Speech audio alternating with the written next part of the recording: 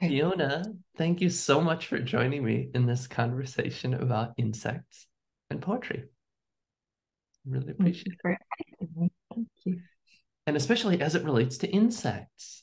And I understand through one of your recordings that your love of insects may stem from your mother and indirectly your mother's mother. Is that correct?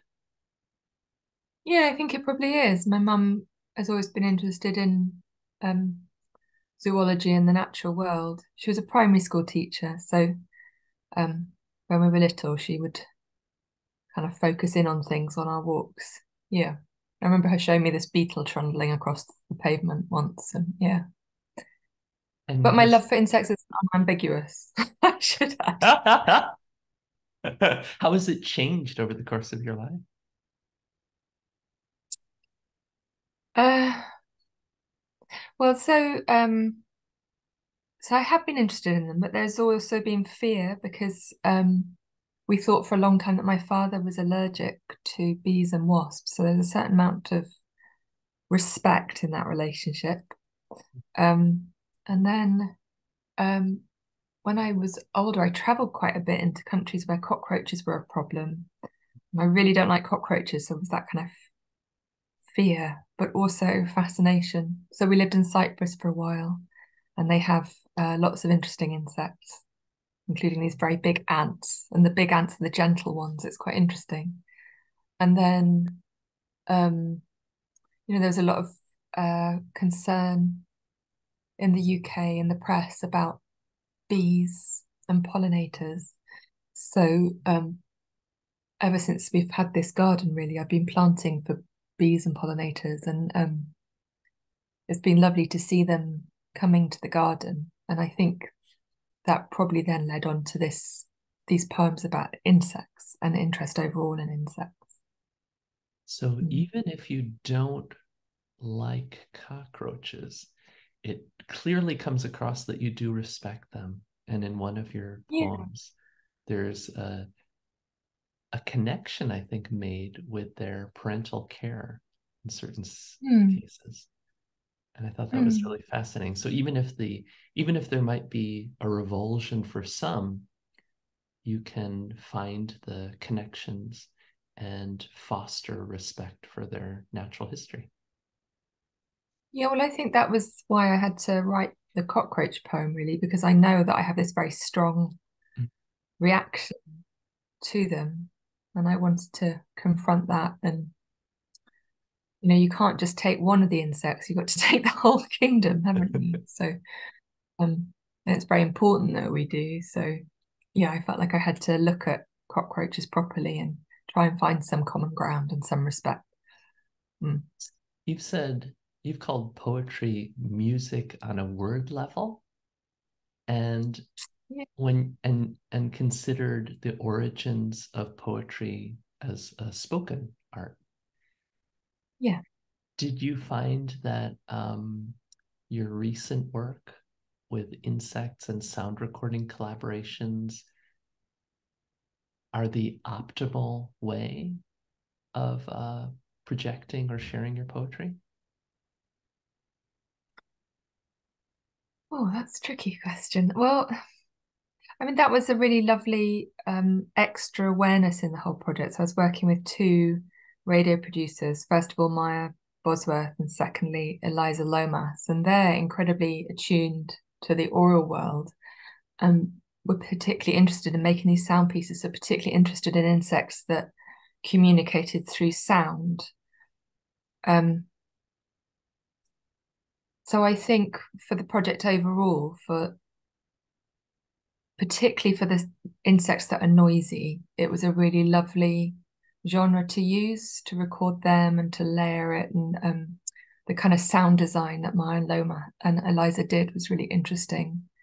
Um, like for the cicadas, there were kind of quite spooky, crunchy, wet sounds underneath the earth and so on. So, and I do think that for poems, listening to them is really important. So having them recorded this way and held in this way and given space in this way is real luxury, but it is a really lovely thing. I think they travel nicely like that, orally. Yeah. Even, however, even with the very visually oriented subjects, for example, biomimicry of morpho butterfly wings, the Mm. sounds worked really well, I felt. Yeah. Um, yeah, well, I do think of poems as kind of music and a scoring of the human voice and trying to make a music without instruments, with just words. Um, yeah, I know what you mean about that one because it's got the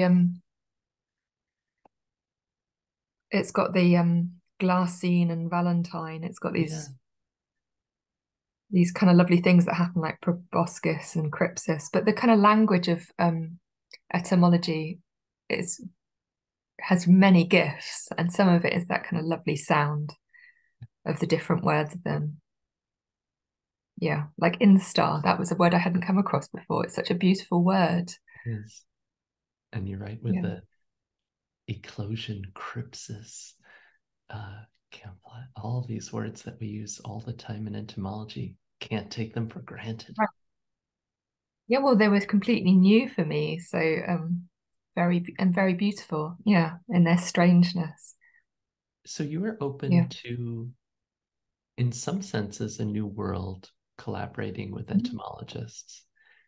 I'd Mhm. love to hear about your writing process and if it felt really natural to work alongside entomologists and how you incorporated the etymology of entomology, say the terminology, the jargon, and the concepts related to the research that may not have come initially naturally. Yeah, and some of it I just couldn't get is the other thing. Like so the blue morpho crypsis. Um, I went to speak to an amazing scientist who lives quite locally. Um, and he was trying to explain the physics of how that color works, and I just cannot get my head around it. So in the end, I ended up writing about the butterfly as something that we desire because of its beauty, but I just couldn't get my head around the physics of it. Whereas the more kind of biological stuff I found easier. So that was kind of structural physics, wasn't it? Isn't it? The That's scales right. on an insect's wing and how the color is made. But And honestly, I was more able to relate to the biology. Sorry? that's only recently been better worked out, and it's been confusing Right. for over 100 years for people. So, Right. uh, That makes me feel better. well, part of it has to do with who is doing the explaining, and part of it has to Yeah. do with realizing the difficult nature that's still unfolding of the physics of the refraction of light Mm. that changes with these structures rather than these pigments that decay. When I Mm. think about it, I think about insect specimens in drawers and how ultraviolet light just degrades stuff. So you end up having a drawer of really brown things if they're exposed to light all the time, unless they're metallic boring beetles, morpho butterflies, and others that have this glorious iridescence like peacock feathers. And just in terms of how the hues change based on the refraction as we turn the subjects relative to our eye. And with the morpho wing, it's really fascinating to see the research unfold recently to look at the complicated layering and the spacing between the layering, and just those two Mm. factors contributing to hue and intensity of hue. And so it's an exciting thing for a lot of people, not only to really grapple with natural history, understanding phenomena within nature, but also to understand how we could replicate it. So through Mm. biomimicry, can we make something as naturally exquisite as that using materials that try to imitate? what's happening in the physics of a butterfly wing that's had tens of millions to hundreds of millions of years to evolve, in a sense. Yeah. Mm. That's what Professor Vicusit was looking at. I mean, it's fascinating what they're doing, but the application for thread when you're or the kind of material that you use to heal when you're doing surgery, and the tension you need on it so that it would be a certain color when it was at the right tension. I mean, the applications are amazing. I'm not very good at physics. Yeah. And so Yeah. here you're learning with these different entomologists an array of different approaches to studying the wealth of insects around us. And I counted, of your project with 14 poems, 9 orders of insects, which is pretty impressive. You had 2 Orthoptera, 1 Blatodia, 1 Ephemeroptera, 2 Coleoptera, 2 Diptera, 3 Lepidoptera, 1 Hemiptera, 1 Trichoptera, and 1 Hymenoptera. So that's pretty impressive. I was wondering if you, in a concerted way, decided to reflect diversity of insects on an ordinal level like that, or if it just came naturally because these were the really exciting stories that you stumbled upon. No, I was definitely trying to get a variety of insects in and not just go for the obvious, I think. Yeah, I didn't just want it to be bees and butterflies. I wanted to be diverse. And yeah, and also sometimes it depended on what we found as well. There's an element of chance to it. So we did some pond samples with some kids actually, which was really lovely, and found caddisflies. So that I didn't really know anything about caddisflies, so that led to a caddisfly poem. And just everywhere I looked after then, I found, I found the subject of caddisflies, or went to see the mayflies, in fact. And there were all these, the mayflies that I went to see were emerging on a chalk stream. So there were all these amazing caddisfly cases made of tiny bits of white pebble and chalk and so on. So yeah, suddenly they were everywhere. If you get a chance, the Caddisfly's Mirror by Hubert Duprat is an amazing exploration of caddisflies and cultural entomology. He's an artist that works with caddisflies. Is he the one that does the jewelry? Yes. There's a jewelry with little bits of gold, isn't there? That's right. He offers them gold Yeah. spangles and Yeah. nudges them out of their cases and leaves them on this bed of his selected materials, and watches as this collaboration unfolds, and not always in the direction that he had planned, which is exciting.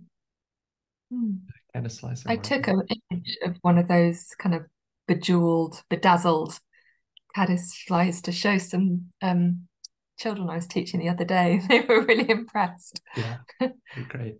Yeah. So I want to get back to this thought about your writing, and I don't know if it's easy or difficult to talk about your process of writing, but I wonder if you can share, say, a before and after, what it's like to just freely write a poem, and what it means to work with either a collaborator, say a scientist, or information from that collaborator. So, for example, were you inspired in the field and then just went your own direction, or was it a back and forth with the information? It was a bit of both. So, well, the first thing is that I'm generally interested in the natural world and insects. So I knew that I would be interested and kind of creatively interested. But then it was more about kind of feeding in lots of information and kind of waiting for it to filter out a little bit, like what was it in there that had caught my imagination, or so not trying to force it too much, and just kind of trying to let it dream a little bit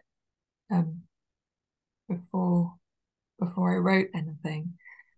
So like the cockroach poem, I did a lot of research into cockroaches, but then that kind of I Love You Mama Cockroach came out quite a bit later, as this, with everything that I'd remembered about the mothering techniques all kind of jumbled in together. So there's a kind of dream time, I think, that goes on between taking in all the information and then hopefully maybe getting a poem, but it's not always the poem you expect. And then so some of the projects I went back, I had 2 visits. So with the hoverflies, for example, and with the field crickets. So, and that was quite strange going back with the field crickets because I'd seen them at the beginning of their cycle. And then I went right at the end and there were a lot of dead crickets, which was certainly made you very aware of the kind of speed at which insect lives run. Yeah.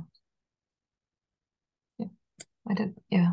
It's a difficult, so I do a lot of free writing and I will take notes when I'm on field trips.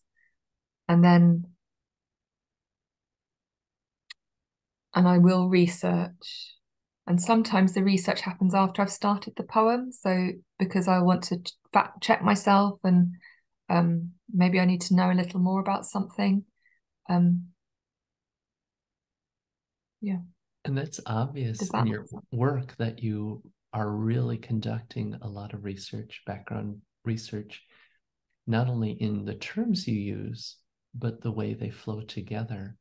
And in the process, did you find parallels in terms of poetry and art and the science that was being conducted?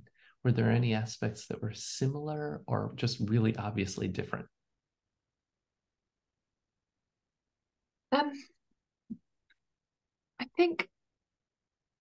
I think there's a kind of observational element, isn't there? Like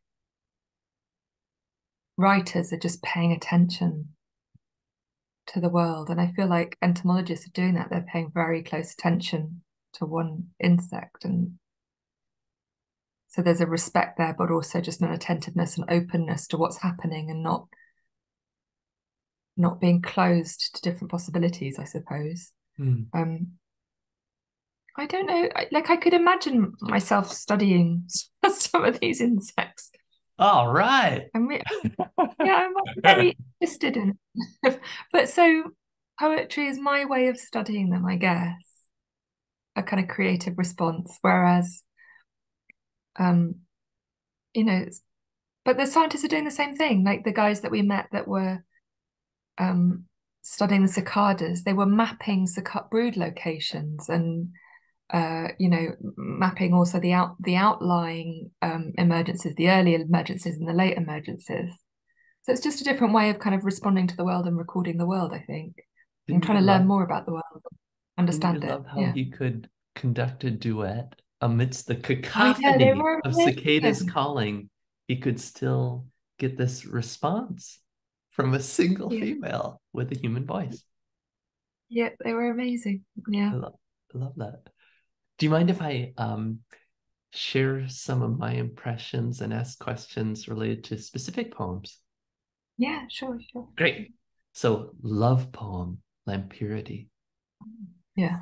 And I don't know if you have that handy, but it would be amazing. You do? Yeah. Could I impose upon you to read it aloud?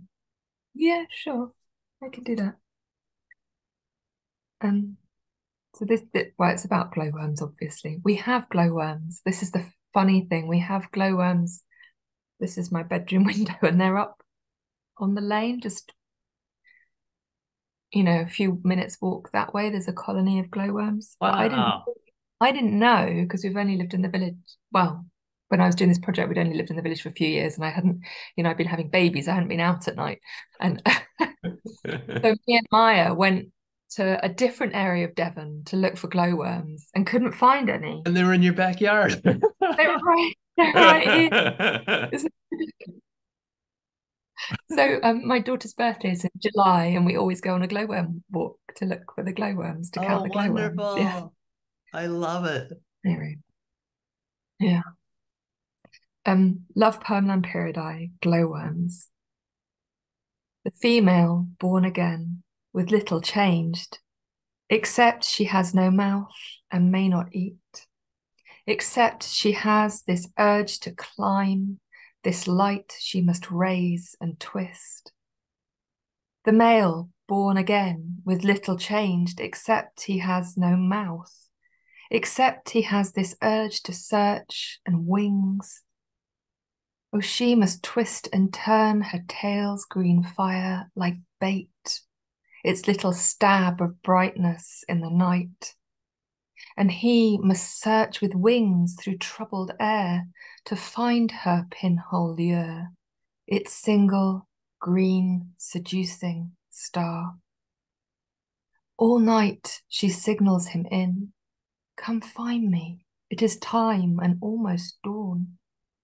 All night he looks for her in petrol stations, villages and homesteads, the city's neon signs.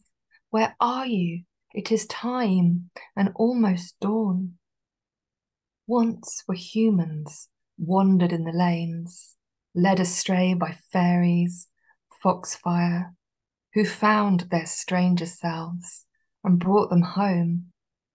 Now the dark is drowned, but some things you can only find beyond the light, and it is time and almost dawn. And love, my love, there is no finding then.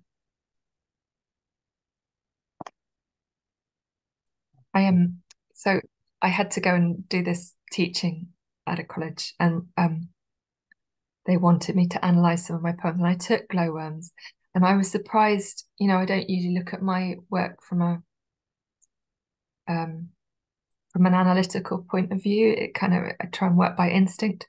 But then when I was looking at it, I was surprised at how binary it is. And I was like, the insect world has lots of non-binary and non-heteronormative behaviors going on. It's not all heteronormative, male, female. But this one is very like that, isn't it? It's very lots of parallels between the male and the female behavior. And yeah. If I had my druthers, the best interview would just be having you read through all of your poems, because I found myself this past week and this is what I'd recommend to others. In fact, I have already to my entomology students. I sent your links to these poems in particular. And I said, find a dark, quiet space, put headphones or earbuds in and just listen. And one of my students is leaving today to Tennessee. And I don't know if the synchronously bioluminescing fireflies are out right now, but your collaboration with the Tennessee researcher to explore that immediately came to mind. And so I sent that along to her, and she's really excited to listen and to explore that. And there are several instances where I thought this would be a really powerful way to help teach topics. And so, for example, you have one poem that looks at Marlene Zook's Ormia ocracea tachinid flies as acoustic parasitoids of these crickets in Hawaii.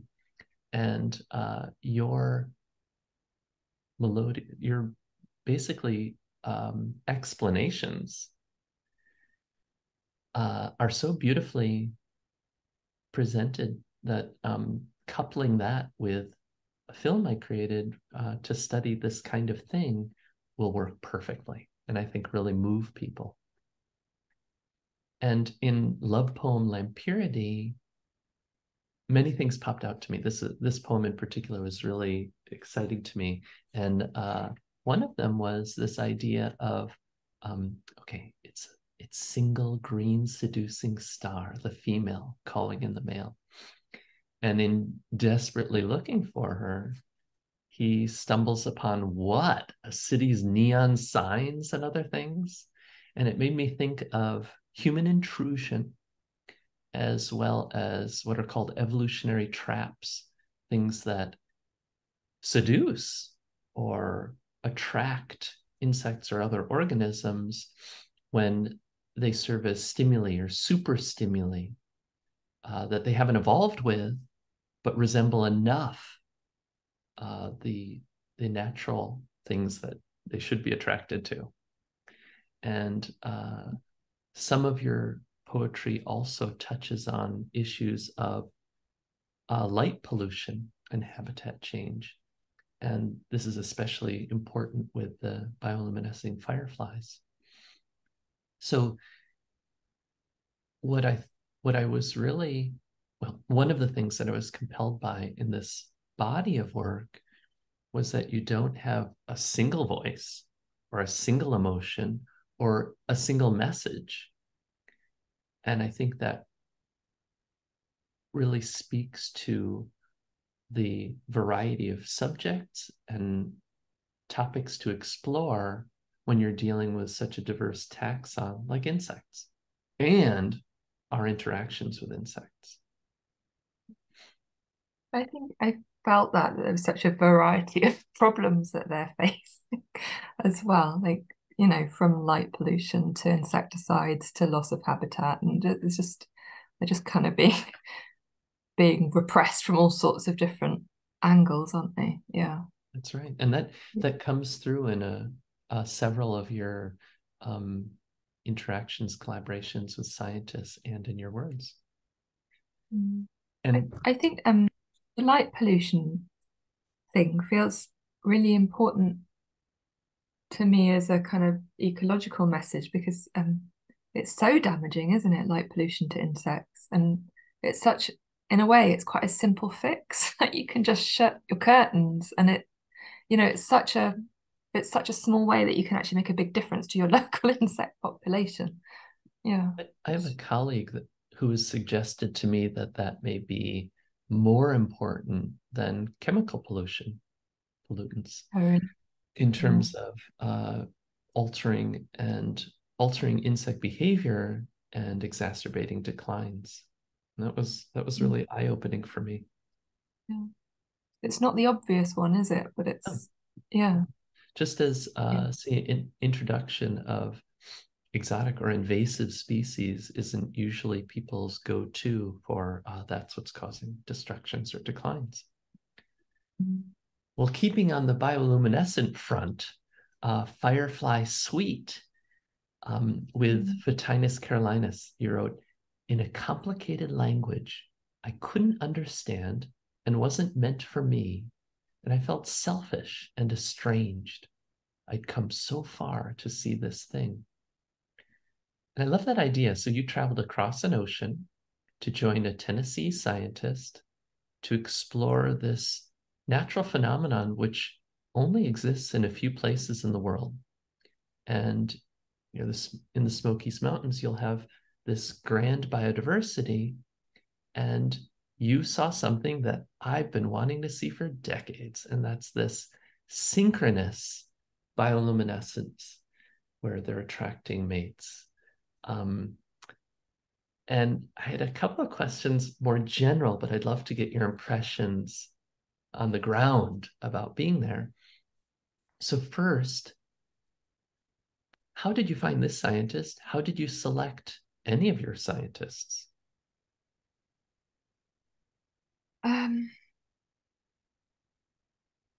You know, I've just always wanted to see synchronous fireflies. That's awful, isn't it? So I think I read about, is it Mexico where there's a really amazing synchronous firefly display. And I really wanted to see. Please. Is it? The ones I'm thinking of are in Thailand, and oh yeah, Thailand. But I'm not aware of one in Mexico. Maybe made that one up. It's no, I'm sure you didn't. So so yeah, I think humans are really attracted to light and dark, and in poetry that kind of imagery is just all pervasive. I really wanted to see fireflies, and Maya was interested in, she didn't do this in the end, but she was interested in how you would, as a challenge, like how you would score a visual phenomenon like that, like if you could do it with music, for example. But this was something I'd wanted to see for years, and I think that's always a challenge when you wanted to see it for years and then you go for the reality, and it's a little bit different. And it was beautiful. We were a bit scared because there was also rumors of a bear in the area. Um, uh, and it was the darkness that was synchronized, which I didn't understand. So there were these dark spells. The lights would come, and they weren't like all. It wasn't like it wasn't like a pulse. There were lots of lights, and then there would be the dark. So that was really interesting to me, that it was the dark that was synchronous. But there is a climate, there's a guilt in that, because of course I travel by plane, which is horrendous for the environment. My children were still young, so I'd taken time away from my family. And yet also it was this lovely thing that the dark is listening, and that kind of element of communication that I'm particularly fond of, like listening. And so there was that kind of unexpected beauty of the dark being a kind of listening. So it was, does that make sense? Yeah. So it was difficult to focus on that phenomenon in front of you with some of the emotional aspects of being torn away, and the bear. Yeah, but also, they are signaling to each other. I think I wanted to get, we can't fully understand other creatures' communications, and it's, there's an arrogance to thinking we can. Like they're not making that show for us. It's not for our entertainment, even though there were quite a lot of us there waiting for them, like there's some kind of firework display. That's not what they're doing. There's an urgency to what they're doing, and they've all, they've got their own motivations. And I love that you felt estranged, that you felt selfish and estranged, because it reminds me of how we can walk through a garden or a field of flowers and have the wrong impression, as some around me have, that they're there for us. And they're most certainly not there for us. They're there for those who can see the petals and the patterns and potentially pollinate and allow for sex to continue. So here, these beautiful bioluminescent happenings in nature are certainly not for us. In fact, they're happening despite us. Yeah. So when selecting your collaborators, one thing I found amusing and kind of transfixing was that, okay, the average viewer, after listening to this series, this 14 poems, would probably come to the conclusion that just about all scientists have a meditative, soothing voice. Now, did you vet your scientists based on their calming disposition? No, not at all. I think Maya will she'll sometimes, I mean, in radio, she sometimes talks about people that are good talkers. So she was always pleased that they were good talkers. But vet them. So the project, I got some money for the project from Arts and Culture at the University of Exeter. And it wouldn't really have happened, I wouldn't have been able to travel or involve Maya and Eliza at all if me and Maya hadn't got that funding. So some of the scientists were chosen because they were Exeter University based. So Pete Vakusic and the hoverfly guys down at Plymouth, that's still part of the Exeter campus. So there was that happening, as well as us just, so, and that's an amazing thing to have people open their laboratories to you. And they kind of, I mean, for the Exeter guys, they were kind of compelled to share their research because of the auspices of Arts and Culture. The other scientists were so kind, sharing their expertise like that. With the cicada guys, we kind of had to chase them because they were on the move. That's right. Trying to organize meeting with them while we were traveling and they were traveling, which was kind of fun. I wasn't sure they really wanted us, but then we got there and they were really enthused. It sounded to me that they loved having you. Yeah, I think they did. I think they did. But because they were chasing cicadas, so I love and that. their number plate says cicada on it. Oh, really? I love it. Yeah, cicada one. I love it. Uh, would you mind flipping to Magicicadas in your poem? Because there's especially one part where you describe molting. You say, after 17 years, cases splitting down their back, emerging like the wet head of a baby. That was such a beautiful, evocative description of this major transition where you've got an arthropod that in a suit of armor, in order to grow, has to break away, has to shed what I think you called a corpse in one of your poems. And in order to do so, what are they doing? They're not only removing their old covering, they're ripping out their throats, the foregut. They're ripping out their anus with their hindgut. They're tearing out the tracheals through the spiracles, and all that's visible inside this exuvie, right? And here they have to be so sensitive and vulnerable for some treacherous period where they're sclerotizing, hardening, melanizing, darkening, color coming through. And this transition I try to impart upon others, my students, for example, how necessary, but how vulnerable and maybe even horrifying a process this could be for an insect. Would you mind sharing your words about the molting? Do you want me to read it? That'd be great, if you wouldn't mind. Okay. Warm rain summons them up through loam like Lazarus. After 17 years, cases splitting down their backs, emerging like the wet head of a baby, hauling out of their tight old skin, arching back like an orgasm, like an ecstatic gymnast on the high trapeze.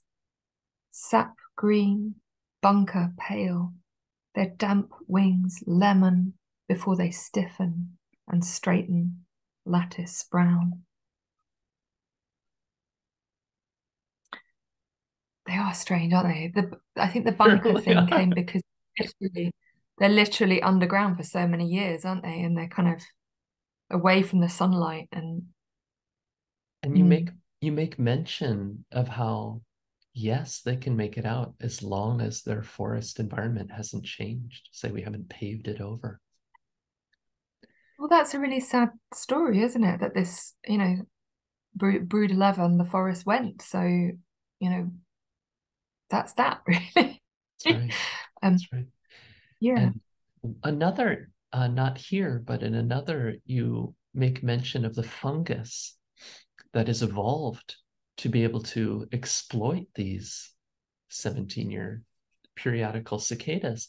And I mean, talk about marvelous. There are all these ideas as to why or how cicadas can survive 13, 17 years underground, depending on the species, and why it's 13. Why, first off, why it's that long, why it's an odd prime number, right? And different ideas dealing with math, dealing with, say, cold spells that they had to survive through in the past, or maybe parasites. If you can outcompete, outlive, like what parasite can evolve to synchronize with your long periods? Your generation times are absurd on an insect scale. And there's this fungus, and this fungus that takes over the abdomens of males, at least initially, right? And maybe rubs off and gets in the females. One thing I don't know if you've learned along the way the fungus actually changes the songs of the males. So the males, with their body cavities filling, end up singing with a higher pitch. And it's really typical that if you're singing, your body cavity being larger ends up being of lower timbre, and females can respond to that. Like, this is a larger, mightier male, and I can tell by the low voice. And here you've got higher pitched males calling. I don't know if that affects their success rate in attempting to mate. I mean, they can't because their bodies have been overtaken. But just that change in song really amazed me. Yeah, but there's that the thing that the cicada guys were talking about was that it starts to behave in a female way, so it starts to click its wings in the way that the females do to attract Oh, right. other males, That's right. mate, and then contracts the fungal infection. That's right. That's right. It's just very strange. Yeah. It really is. And field crickets. So when you wrote about field crickets, there you're bringing in precise scientific information, but you also interleave this with searingly personal accounts, right? And impressions and expressions. Does that come naturally, or do you have to consciously think about how do I weave my personal take on this foreign happening, this scientific, this natural history happening, with my impressions of it? Yeah, I think my way of understanding insects throughout is quite human.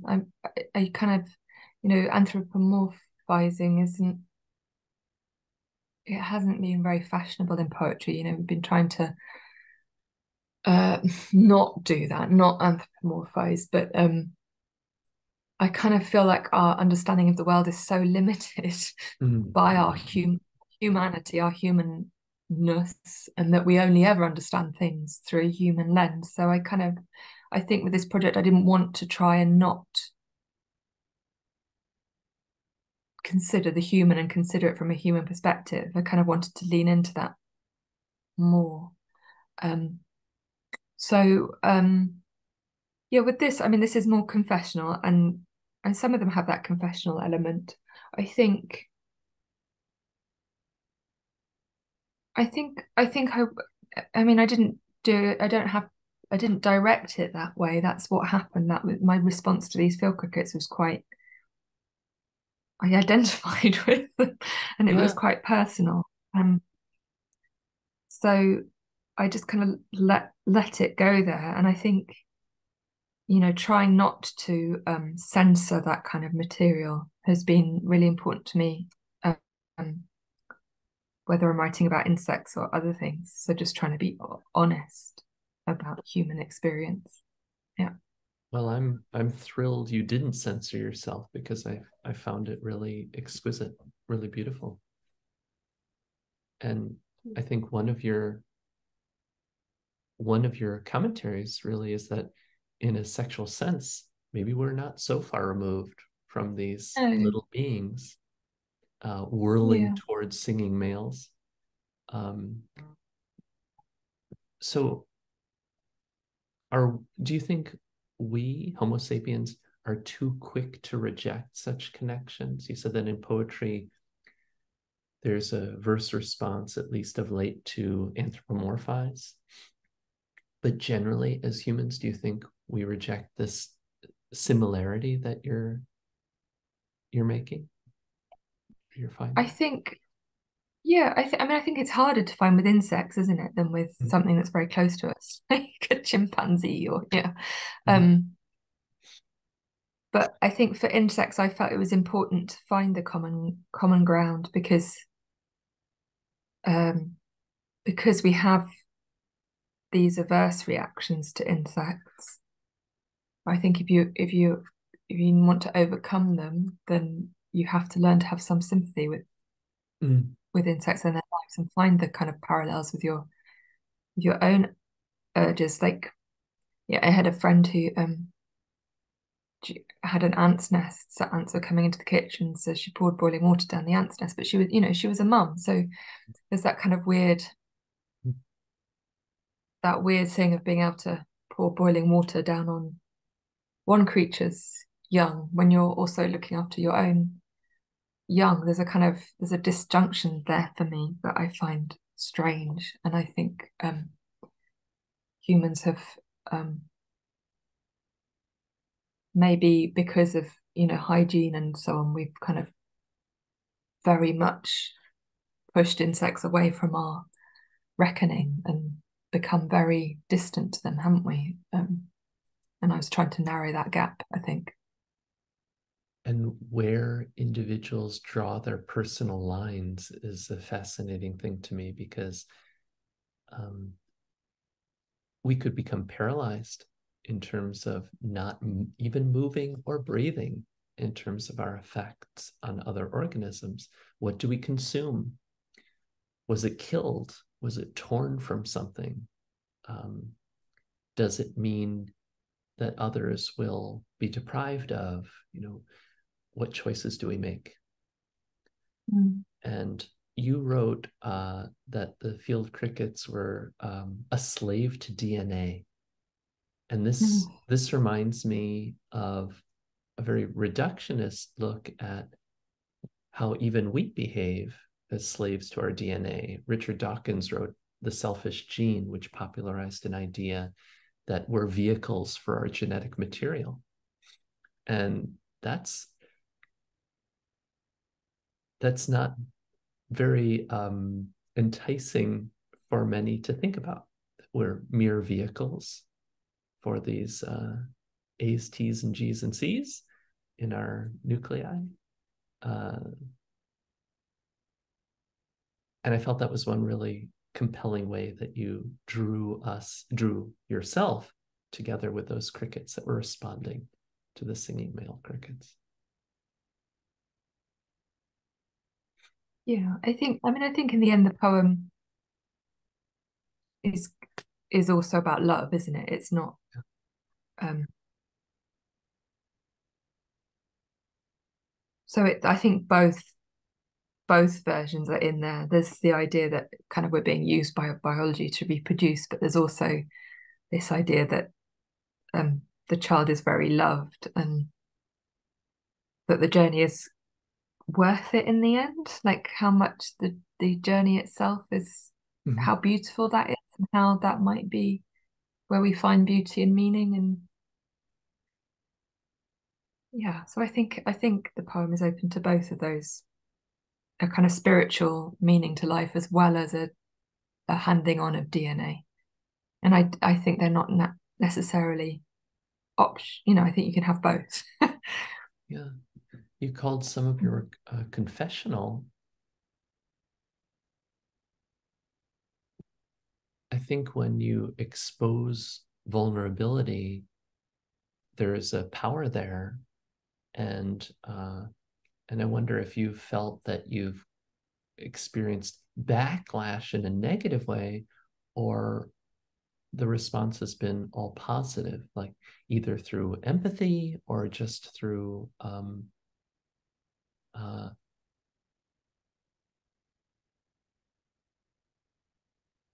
or through the respect for honesty.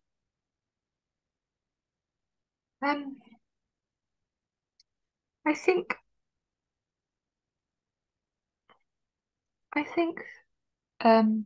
generally I've had a lot of support from readers. Like they've been supportive of I guess of that vulnerability. Yeah, not always, but mostly.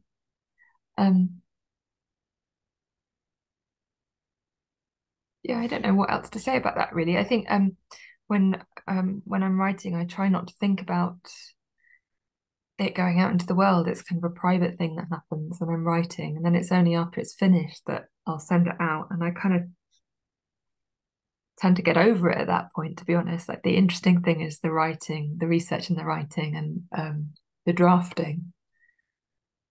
And then I don't think it's my job to worry about its reception so much. Yeah. I love the American poet Sharon Olds, and she talks about not worrying about what you look like in a poem. So that's, you've got to keep your ego out of the poem. So you need to not worry about being vulnerable or exposing yourself in a poem, because that's your ego, it's not the poem. So just to be true to the poem and honest to the poem is the key thing. So I think I'm just a disciple in that. I just think that's good advice. Yeah. Yeah. In Notes on the Understanding of Butterfly Wings, this is Yeah. another interesting chapter involving thermal biomimicry. And that's another world that's invisible to us, rendered visible in ways that can be meaningful from an engineering standpoint, as well as understanding how insects work.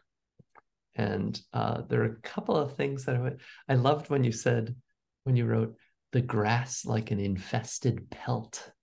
So here you're not giving the most positive terms for insects, but a really evocative message there, which I loved. And Yeah, then, but I was also thinking of this was Professor Nanfang Yu, who grew up in China, I think. yeah, I was thinking of our childhoods, and actually there were a lot more insects in my childhood. Like I remember the outside light being on and it being crowded with insects. Like there were a lot more, and that kind of idea of the infested pelt was to do with that, I think. Like we just in my lifetime, insect populations have visibly declined. They're not on the windscreen. You used to go down the motorway and my dad would be wiping them off with windscreen wipers. I mean, that's quite terrifying that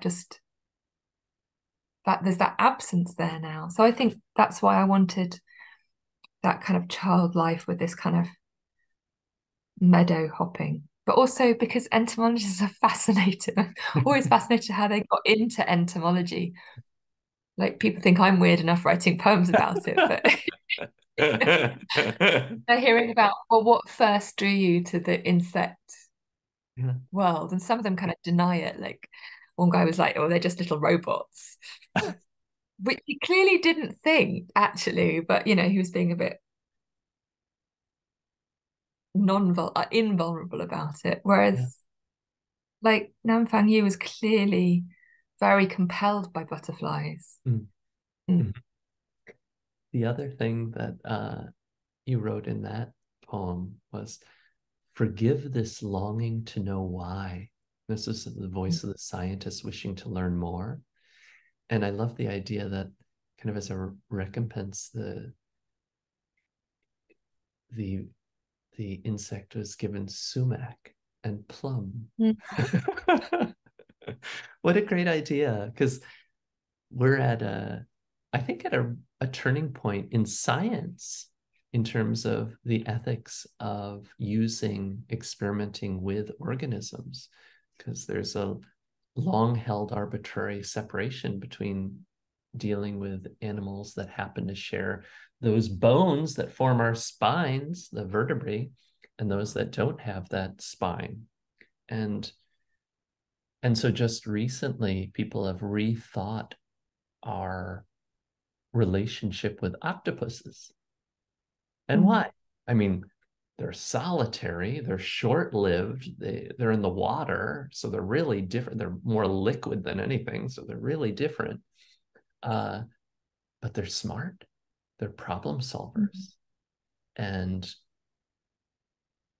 maybe my octopus's teacher had an effect on people's thinking, right? That's a So, beautiful film. yeah, and I'm sure it won't be long before ethics committees change, their lens on other invertebrates. I mean, if over 97% of the animal species described don't have vertebrae, that's a lot of the world that we need to think about really carefully. Like, what does it mean to be sentient, conscious, have cognition, feel pain, experience life? And it's pretty brash of us to assume that these organisms are automata or that they don't experience life, even in a, say, if it's vastly different than our own, that it's not in some way that we should acknowledge. Mm.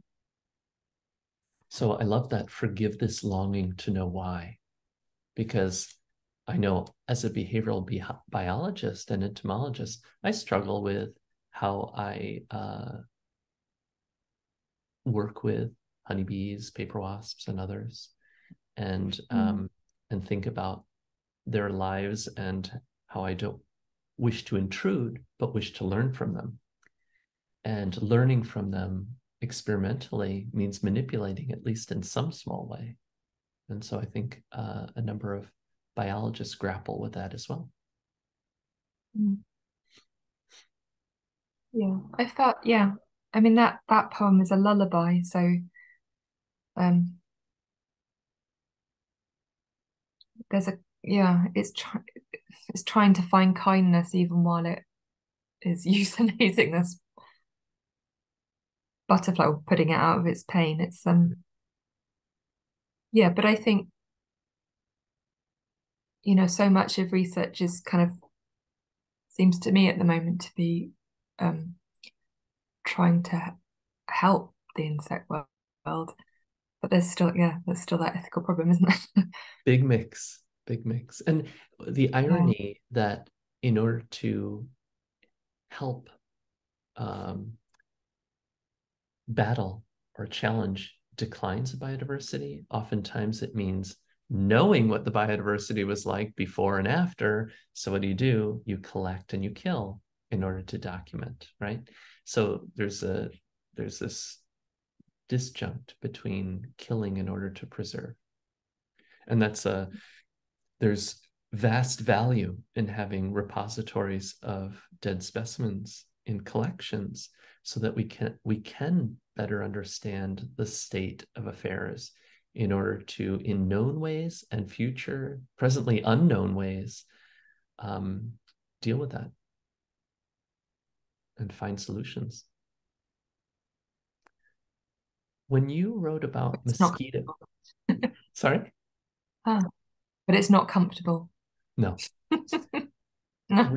when you wrote about mosquitoes, Mozambique, I was really struck by this single line that for me conjured up thoughts about the power of words. You wrote, "It makes me sick to write this as if I make it happen. But every 2 minutes, a child," and you couldn't even say it, you couldn't even write it, but it's interrupted with this noise.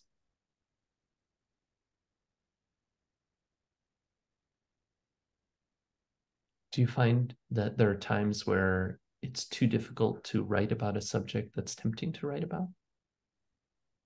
Well, so this, I mean, this one is about, it's about mosquitoes, but it's about Anopheles gambii, which is the carrier of malaria, which is responsible for all these child deaths. Um, I mean, there is a superstition. I do feel superstitious sometimes writing things, and sometimes you write things so that they won't happen. Does that make sense? Like, Mm-hmm. to prevent it happening. And in this case, you can't, I can't prevent it happening. It's happening all the time. Um,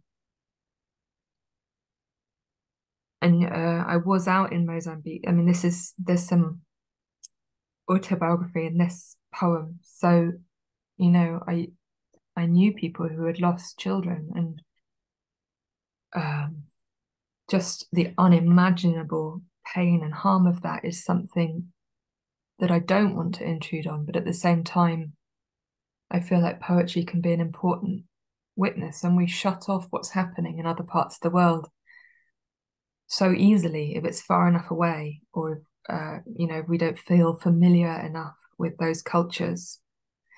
Um, we just ignore it, don't we? Like, not enough money has gone into malaria research. Look how quickly we found a vaccine for COVID.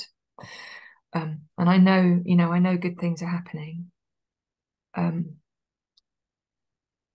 there's also just been so much loss, and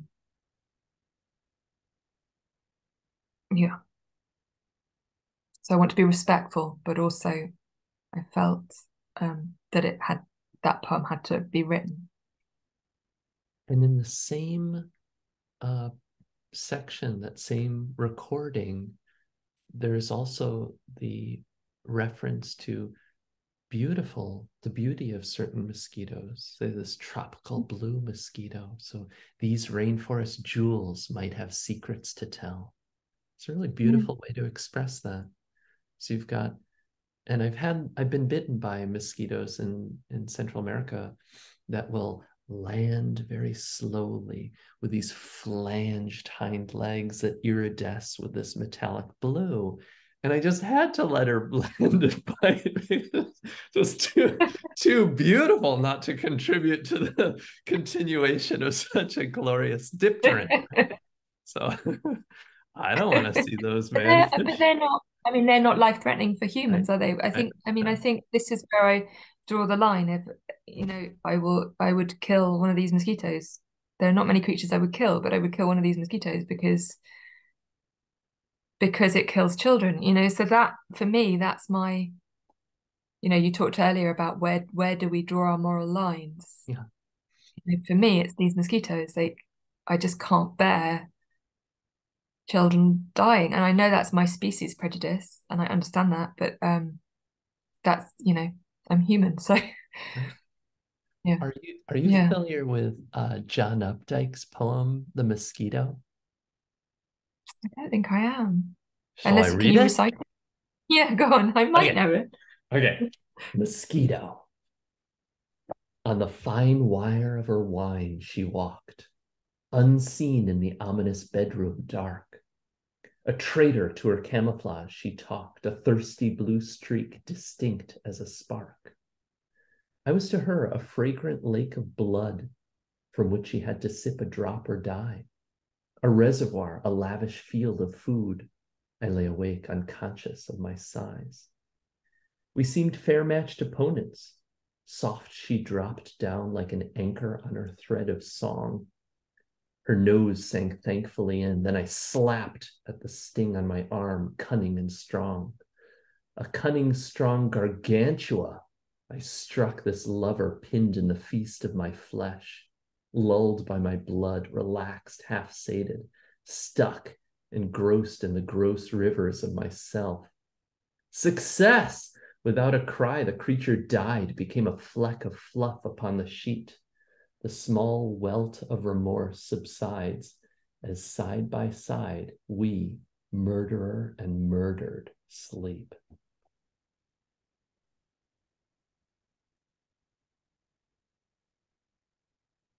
I've read it, but a long time ago. It's beautiful, isn't it? I love that thirsty blue streak. Yeah. And so that idea of murder, the murder, that do you know the Lucille Clifton poem about cockroaches? And she's got a brilliant poem about killing cockroaches, and I think everything afterwards feels like murder to her. I'll try and find it Wow. and send it to you. It's Oh, really I would love yeah. that. Yeah. This is a little random, but I stumbled upon this poem that I thought you might like to hear too. This is from about 1200. Ah. Su Chao, translated by Kenneth Rexroth in 1956. So it's called The Locust Swarm. Locusts laid their eggs in the corpse of a soldier. When the worms were mature, they took wing. Their drone was ominous, their shells hard. Anyone could tell they had hatched from an unsatisfied anger. They flew swiftly towards the north. They hid the sky like a curtain. When the wife of the soldier saw them, she turned pale. Her breath failed her. She knew he was dead in battle, his corpse lost in the desert. That night she dreamed she rode a white horse, so swift it left no footprints, and came to where he lay in the sand. She looked at his face, eaten by the locusts, and tears of blood filled her eyes. Ever after, she would not let her children injure any insect which might have fed on the dead. She would lift her face to the sky and say, "O locusts, if you are seeking a place to winter, you can find shelter in my heart." That's amazing, but that's kind of the mythological world of insects, isn't it? There's so because that's not how. I mean, locusts wouldn't hatch in a No, corpse, would they? no, it doesn't. I mean, it goes back to our thoughts of spontaneous generation, where Yeah. I mean, it was Aristotle. No, it was Pliny the Elder and others, maybe Aristotle too, who claimed that, bees came spontaneously from corpses. Where does that come from? But yeah, so there's so much factual error in there.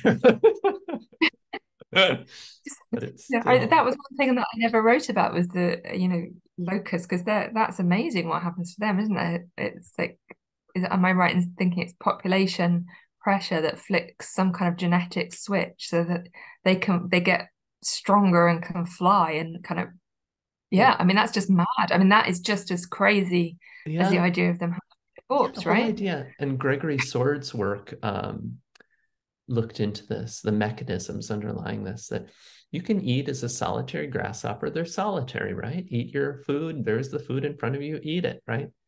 But as the populations become denser and denser and denser, and your legs rub against each other, that contact causes this chemical cascade where now, when you develop, you change your attitude in a major way. Right? I love that chemical cascade. Yeah. Also, Yeah. do you know the author Geoffrey Lockwood? Mhm. So Geoffrey Lockwood is an entomologist, and everything he writes is really compelling. I've got a couple of books here. Here's one. This is a hard one to read because it involves insects in torture and war, Six-Legged Soldiers. But he has another book that looks at locusts and specifically, this American locust, this US-based locust that presumably went extinct, but he writes it as a murder mystery in a sense. Like, what happened to them? Are they really extinct? They used to blacken the skies, and now they're gone, like the passenger pigeon. But do we care about that? We care about the passenger pigeon. Great lamentations when the last one perished in a zoo. But what was the last of these swarming locusts in the US that died? And did anyone bat an eye? Mm. Okay, I have one more Just poem. that poem you read is really interesting though, because she, instead of being angry that the insects ate her husband's corpse, she's welcomes them. I mean, it's a very strange telling, isn't it? It sure is. And the fact that uh, you should never harm an insect Oh, because of that, really remarkable. yeah, it's a really interesting way of seeing how we're part of the ecosystem as well. Right. I mean, the insects weren't to blame for his death, No, but no. in consuming, are they actually imbibing part of him? Mm, I mean, they mm, physically, literally, tangibly are, but is that meaningful in a spiritual way or some reflective philosophical way? mm.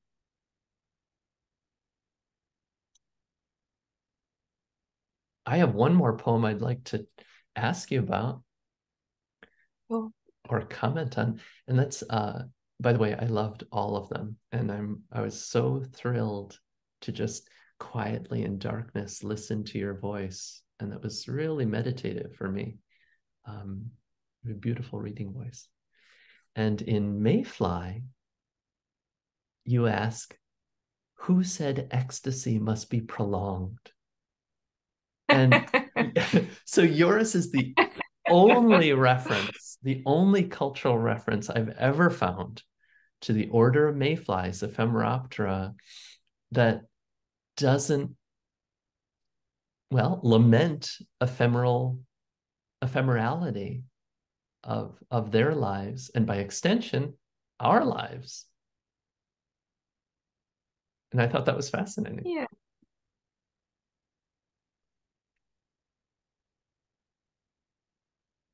Yeah, I would like. They're so beautiful. Their dances are so beautiful, aren't they? I think. Did you know that there's Yeah, I a, can't. sorry to interrupt. No, no. Did So I know that there's a? yeah, so Ephemeroptera, short-lived winged one in Greek. Did you know the most extreme brevity is expressed by the females of one species in the southeast United States that lives, months or so as an immature, but we're so adult biased.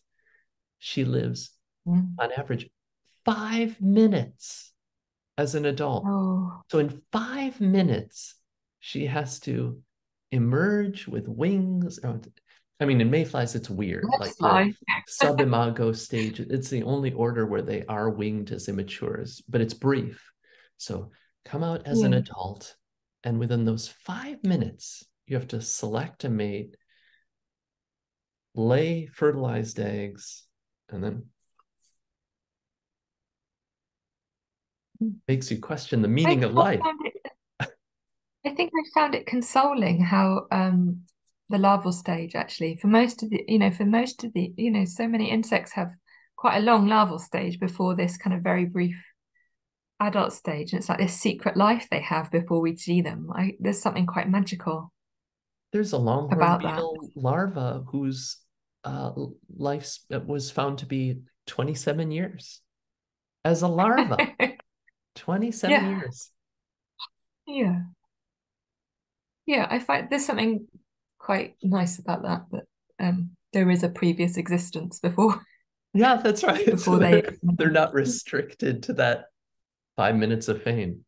Yeah, yeah, yeah. But it's a lot, isn't it? Like, I mean, there's something so mystical about the transformations that they undergo to come out with equipment they've never used before that they've got to figure out how to use in a very short space of time, wings or, I mean, it's mad. Their transformations are really mad. Like they're beyond anything we could invent, I think. I love how Yeah. you put that, Um, so think about what a learning curve would be like within minutes right. or hours, where here you're going through what some would argue is the most important, meaningful time in their lives, in that it it spells their genetic legacy, right? And Mm. in that moment, they've got to figure it out. And sure, you've got a lot of uh, kicked in genetic expression, you have innate behaviors, but still they're facing sometimes novel environmental stimuli, conditions, Mm. stressors. So nothing will be all the same. So they have to be pretty versatile, plastic in the face of such potential trauma. And I think of that as, if I was trying to describe what it might be like to extract this exoskeleton from your body, but then add to that, this is the only insect which has to do so with wings. And then these three caudal filaments, these long tails, and their antennae, and their throat and anus, and all these things. And then they have to be not just fresh, but capable of mating and reproducing in this grand, this coup de grace, this dramatic closure. I watched a demoiselle once down at our river. Kind of, it was a female, and she kind of inched down the stalk and stopped at the water's edge. And there just seemed to be such a big question mark above her head, like, am I really doing this? And then she kept, down the storm. It just felt like this real moment of what's Am I going on? really Why am I doing going? this? I know that's not really what's going on, but that moment just seemed like really like, what the fuck? What's happening? Yeah, and now in some insects, there is social learning, there's observational learning. In bumblebees and honeybees and other organisms, you see this in corvids, birds, and certainly primates, where you can watch another perform a task and thereby perform it better yourself, more efficiently yourself. And here you've got this solitary damselfly, has no mentors at all, and it's engaging in this really complicated process, um, a species specific process of where you lay your eggs, how you lay your eggs. And there's a frog right behind that cattail. And there are whirligig beetles, there are predaceous diving beetles, there's a giant water bug, there's a water scorpion, there are fish, there are birds from above. So you've got this panoply of terrors awaiting you. So sometimes it can pay to wait a little bit and to plan it out. I'll give you an example.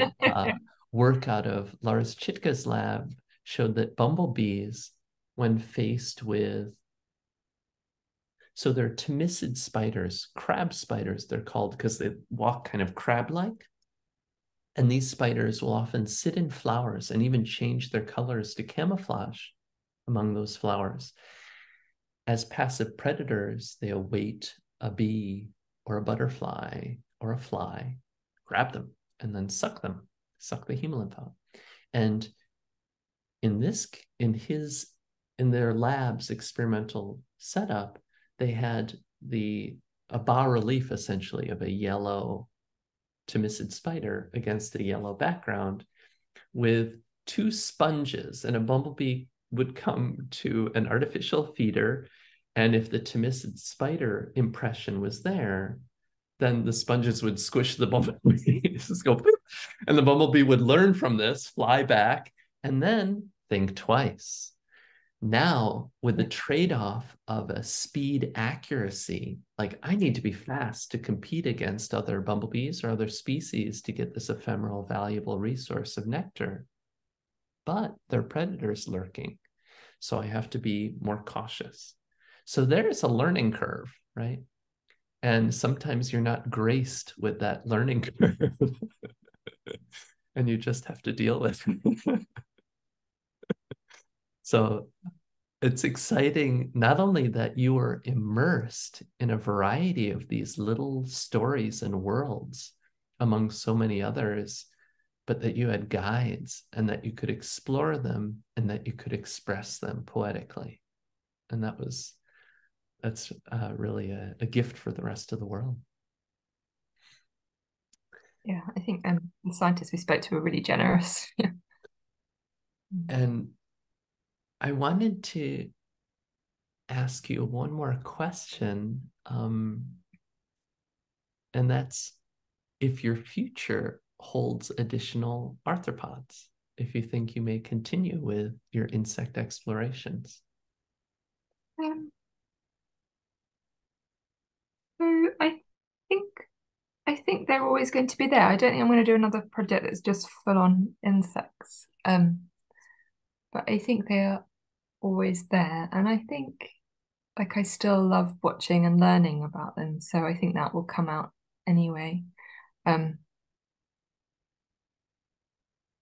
yeah, I mean, You are yeah, they're not going. always welcome to come my way and Yeah, watch honeybees sleep. yeah. So much fun. And it's funny, to many others, it can sound like the most boring thing imaginable. You're just sitting watching grass grow, you're watching bees sleep. But there are all these tiny little events that happen that betray what might be happening within. So for me, it's almost a soap opera when you watch bees that you're familiar with, individuals with their individual personalities, their behavioral syndromes, and you watch them sleep and you try to figure out how sleep plays a large role in their lives, just as it does in our lives. So you're always Do they welcome dream? over again. Are they dreaming? It's a great Are they question. dreaming? And dreaming is such a funny topic that humans have grappled with for centuries and tried to ascribe meaning to, right? And scientists juggle and tackle and debate with ideas about the functions related to sleep. And in some sense, and by extension, dreaming. And what do we know about dreaming? If I were to watch you sleep and I saw that, oh, Fiona's definitely experiencing REM sleep. And how do I know she's experiencing rapid eye movement sleep? Also called paradoxical sleep, because you're paralyzed. Your brain activity is wildly alert, and your eyes reflect that darting around, right? So there's certain muscle activity and electrical activity in your brain. And yet you're paralyzed, right? Unless you suffer from a REM sleep disorder where you're enacting your dreams. But if you're not enacting those dreams, I can only think, all right, when I'm in this state, this is what I experience. So I'm going to presume that you're in some maybe narrative dream state. Can I do that comfortably with a chimpanzee, with non-human primates, non-primate mammals, non-mammal vertebrate, non-vertebrate, and it goes on, right? And if you watch your dog or cat, it's pretty tempting to say those twitches and those responses involve sleep and dreaming specifically. It's a little bit less easy or comfortable, feel less confident suggesting so in an insect. But I think there's no reason to think that insects can't dream or don't dream. And there's no reason to think that we won't have the tools to better understand and explore that possibility. And with personal anecdotes, it's pretty titillating and suggestive when I see a honeybee that's, and I won't go through all the suite of sleep signs suggestive that she's in a sleep state, but when she's in that sleep state and you see twitches of her tarsi, or you see an extension of her tongue-like mouth parts, or twitches of the antennae, what's going on in there? Is it a replay of conscious memory and thought? Does it offer functionally benefits in terms of practicing food handling or other things? So this is a wonderful, mysterious world to explore. Fiona, I want to thank you for offering not only your exquisite voice to entomophilia, love of insects, but also spending time with me to share your thoughts and your beautiful words. It's been such a pleasure, Barrett. Thank you. It's been really lovely to meet you and hear about your bees and hear the podcast.